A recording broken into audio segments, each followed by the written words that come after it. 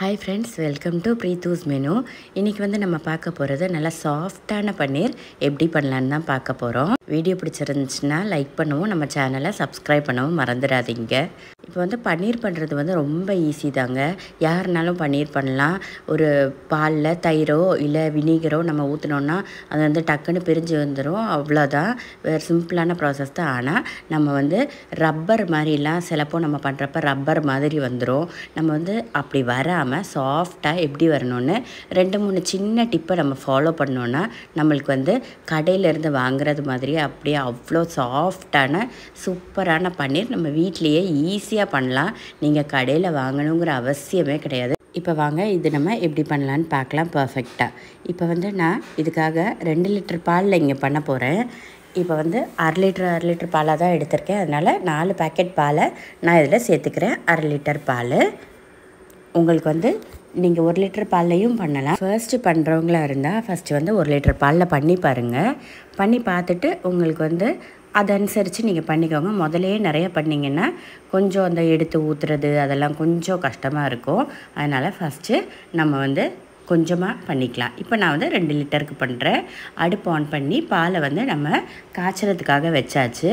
ஒரு விஷயம் கவனிச்சுக்கோங்க, என்னென்னா பால் வந்து நல்லா காய விட்டுட்டு மட்டும்தான், நல்லா காய்ஞ்சி கொதித்து வந்ததுக்கு அதுக்கப்புறமேட்டு மட்டும்தான் நீங்கள் வந்து வினிகரோ இல்லாட்டி நம்ம எலுமிச்சம்பழ சாறோ சேர்க்கணும்.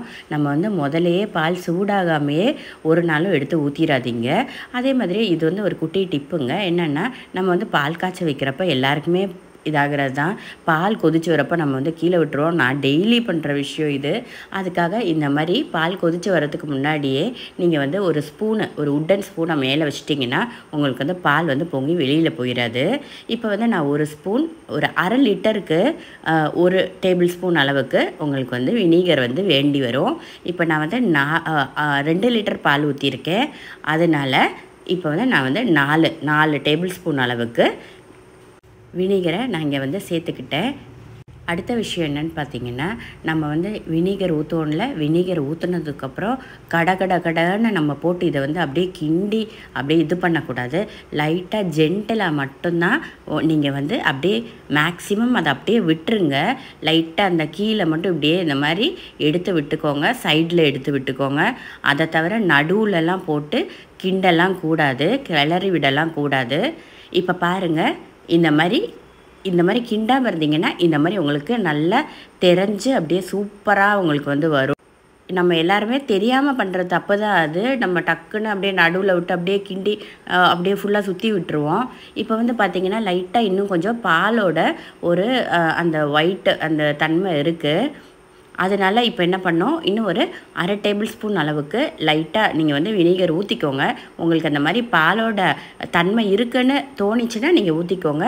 அப்போ வந்து நல்லா சுத்தமாகவே எல்லாமே பாக்கி இருக்கிறதும் எல்லாமே தெரிஞ்சு அப்படியே வந்துடும் நம்மளுக்கு. இல்லாட்டி 4 ஸ்பூனே தாராளமாக போதும். இப்போ பார்த்தீங்களா, நல்லா கெட்டியாக அப்படியே அது வந்து தெரிஞ்சு அப்படியே வந்துருச்சு இந்த பன்னீர். இப்போ இதை வந்து நம்ம ஒரு பவுலில் மாற்றிக்கலாம். ஒரு கண்ணாடி பவுலோ ஸ்டீல் பவுலோ ஏதாச்சும் எடுத்துக்கோங்க. எடுத்துட்டு மேலே வந்து நல்லா சுத்தமான ஒரு காட்டன் துணி கழுவி வெயிலில் காய போட்டு எடுத்துக்கோங்க. எடுத்துட்டு நம்ம வந்து கொஞ்சம் நீளமாக இருக்கணும் அந்த துணி. ஏன்னா நீங்கள் வந்து இதை ஊற்றுறப்ப அப்படியே இது உள்ளே போயிடும். அதுக்காக தான். இப்போ வந்து மெதுவாக கையிலெல்லாம் படாமல் மெதுவாக ஃபஸ்ட்டு லைட்டாக இது தண்ணி வந்து ஃபுல்லாக அந்த பாலில் இருக்கிற தண்ணி தாங்க. நம்ம வேறு தண்ணியோ எதுவுமே ஊற்றலை. நீங்கள் வந்து பால் காய்ச்சிறப்ப நம்ம பன்னீர் பண்ணுறப்ப வந்து நீங்கள் பாலில் சுத்தமாக தண்ணி ஊற்றக்கூடாது. வெறும் பால் மட்டும்தான் ஊற்றணும். இது வந்து பாலில் இருக்கிற தண்ணி மட்டும்தான். இப்படி இந்த மாதிரி மெதுவாக ஊற்றிக்கோங்க. இப்போ பார்த்தீங்களா, அந்த இது வந்து ஃபுல்லாக தண்ணி எல்லாமே உங்களுக்கு வந்து கீழே போயிடுச்சு. இதை இப்போ வந்து நம்ம 4 சைடும் இந்த மாதிரி சேர்த்து எடுத்துட்டு மெதுவாக ஃபஸ்ட்டு இதை ரொம்ப சூடாக இருக்குங்க, பார்த்து பண்ணுங்கள், கை சுற்றாமல் பண்ணிக்கோங்க. இப்போ இது ஓரளவுக்கு தண்ணி எல்லாமே போயிடுச்சு அதில். இப்போ அந்த தண்ணியை வந்து நீங்கள் கொட்டிட்டு நல்ல ஜில்லுன்னு இருக்கிற தண்ணியை பார்த்து பவுலில் ஊற்றிக்கோங்க. இப்போ நம்ம வந்து எடுத்து வச்சோம்ல பன்னீர், இதை உடனேயே நம்ம வந்து இது பண்ண உடனே நம்ம இந்த மாதிரி நல்ல கூலிங்கான தண்ணியில் நம்ம இதை வந்து முக்கி எடுக்கணும். அப்போ தான் உங்களுக்கு வந்து கரெக்டான அந்த டெக்ஸ்சர் கிடைக்கும். ஏன்னா அவ்வளோ சாஃப்டாக உங்களுக்கு வரும். இதை வந்து நம்ம பல பேர் பண்ண மாட்டோம். ஏன்னா நம்மளுக்கு சிலவங்களுக்கு தெரியாதா இருக்கும், சிலவங்களுக்கு தெரியும். நான் வந்து தெரியாதவங்களுக்காக சொல்கிறேன். இந்த மாதிரி நல்ல ஒரு ஐஸ் தண்ணியில், நல்ல ஜில்லுன்னு இருக்கிற ஒரு தண்ணியில் முக்கி எடுத்திங்கன்னா, ஐஸ் க்யூபெல்லாம் போட வேண்டாம். நம்ம சாதா நார்மல் வாட்டரே போதும், நம்ம டேப் வாட்டரே போதும். நல்ல சுத்தமான தண்ணியில் நல்லா பிழிஞ்சு எடுத்துக்கோங்க. இதை இப்போ வந்து நம்ம சப்பாத்தி கட்டையோ இல்லாட்டி நல்ல ஒரு கெட்டியான பிளேட்டோ ஏதாச்சும் நல்லா தண்ணியை வந்து நல்லா பிழிஞ்சிக்கோங்க. பிழிஞ்சிட்டு இந்த மாதிரி சுருட்டி இப்படி வச்சுக்கோங்க, ரவுண்டாக்கி வச்சுக்கோங்க. இப்போ வந்து உங்கள் வீட்டில் என்ன ரொம்ப வெயிட்டான ஒரு ஏதாச்சும் விஷயம் இருந்துச்சுன்னா, நான் வந்து இப்போ நம்ம இந்த சந்தனம் உரைப்போம்ல கல், அந்த கல்லை எடுத்து வச்சுக்கிறேன். இது வந்து ரொம்ப நல்ல வெயிட் இருக்குது. இதை வந்து அப்படியே ஒரு 1 to 2 ஹவர்ஸ்க்கு அப்படியே இந்த மாதிரி வெயிட் வச்சுட்டு விட்டுருங்க. அடியில் வந்து பன்னீர் வைக்கணும், அதுக்கு மேலே ஒரு பிளேட் வைங்க, அதுக்கு மேலே வந்து நீங்கள் வந்து இந்த கல்லை அப்படியே வச்சுக்கோங்க. அப்படியே இருக்கட்டும் 2 மணி நேரம் அப்படியே நம்ம விட்டுறலாம். 1 to 2 ஹவர்ஸ், 1.5 ஹவர்ஸ் ஆகும்போதே உங்களுக்கு வந்து இது சூப்பராக செட் ஆகி வந்துடும். இப்போ பாருங்கள், நான் வந்து ஒரு 2 மணி நேரம் கழித்து நான் இதை எடுக்கிறேன். இப்போ இந்த துணியை வந்து திறந்து பார்த்திங்கன்னா நல்லா பர்ஃபெக்டான உங்களுக்கு தண்ணி எல்லாமே வடிஞ்சு போய் சூப்பரான ஒரு பன்னீர் அப்படியே நம்மளுக்கு கிடச்சிருவோங்க. ஷேப் வந்து நீங்கள் பார்த்துக்கோங்க, அது நீங்கள் தட்டி வைக்கிறப்பயே பார்த்து பண்ணுங்கள். நம்ம வந்து அதை வந்து அப்படி சுருட்டி வச்சதுனால தான் அந்த அடியில் வந்துடுச்சு. நீங்கள் வந்து சுருட்டாமல் அப்படியே அந்த துணியை அப்படியே எடுத்து விட்டுட்டு கூட வச்சிங்கன்னா உங்களுக்கு வந்து கரெக்டாக நல்ல ஷேப்பில் வரும். இல்லாட்டி எக்ஸ்ட்ராஸ் இருந்துச்சுன்னா லைட்டாக நீங்கள் வந்து கட் பண்ணி விட்டுக்கோங்க. நல்ல ஷேப் வேணும்னு நினச்சிங்கன்னா சுருட்டாமல் இருந்தாலே போதுங்க. இப்போ வந்து பாருங்கள், அப்படியே சூப்பராக கிடச்சிருச்சு பன்னீர் நம்மளுக்கு. நம்ம வீட்டில் பண்ணுற பன்னீர் வந்து நிஜமாகவே சொல்கிறேன் அவ்வளோ டேஸ்ட்டாக இருக்கும். என்னென்னா நம்ம ரப்பர் மாதிரி ஆகவே ஆகாது.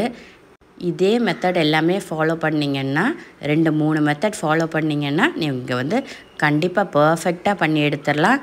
இன்னொரு தடவை சொல்கிறேன், ஒரு விஷயம், நம்ம வந்து ஃபஸ்ட்டு வினிகர் போட்டதுக்கப்புறமேட்டு அதை கடன்னு கரண்டி வச்சு சுற்றி விட்டுறக்கூடாது. அப்போ தான் உங்களுக்கு தெரிஞ்சு வரும். 2வது விஷயம், 1/2 லிட்டர் பாலுக்கு 1 டேபிள் ஸ்பூன் அளவுக்கு வந்து நீங்கள் வினிகர் சேர்த்துக்கோங்க. நீங்கள் வந்து எலுமிச்சம்பழ சாறும் சேர்க்கலாம். ஆனால் வந்து உங்களுக்கு அதில் புளிப்புத்தன்மை ரொம்ப கூடையாக இருக்கும். நீங்கள் வினிகர் சேர்த்திங்கன்னா உங்களுக்கு வந்து அந்த அளவுக்கு ரொம்ப அப்படியே இந்த புளிப்பு வந்து நம்மளுக்கு வந்து பன்னீரில் வராது. அதுக்காக வினிகர் சேர்க்குறது தான் பெஸ்ட்டு எலுமிச்சம்பழ சாறை விட. அடுத்ததாக பார்த்திங்கன்னா இன்னொரு விஷயம், 3வது விஷயம், நம்ம வந்து இதை பிழிஞ்சு அந்த சூடோடு அப்படியே நம்ம வைக்கக்கூடாது. நம்ம வந்து தண்ணியில், நல்ல ஜில்லுன்னு இருக்கிற தண்ணியில், டேப் வாட்டரில், நார்மல் வாட்டரில் நீங்கள் வந்து அதை முக்கி தான் கண்டிப்பாக நீங்கள் வந்து செட் பண்ண வைக்கணும். இத்தனை விஷயம் நீங்கள் பண்ணிங்கன்னா கண்டிப்பாக உங்களுக்கு வந்து அவ்வளோ சாஃப்டான பன்னீர் உங்களுக்கு கண்டிப்பாக கிடைக்கும். எல்லாருமே ட்ரை பண்ணி பாருங்கள். இந்த வீடியோ உங்களுக்கு வந்து யூஸ்ஃபுல்லாக இருக்குன்னு தோணிச்சுன்னா கண்டிப்பாக இந்த வீடியோவை லைக் பண்ணவும், நம்ம சேனலை சப்ஸ்கிரைப் பண்ணவும் மறந்துடாதீங்க.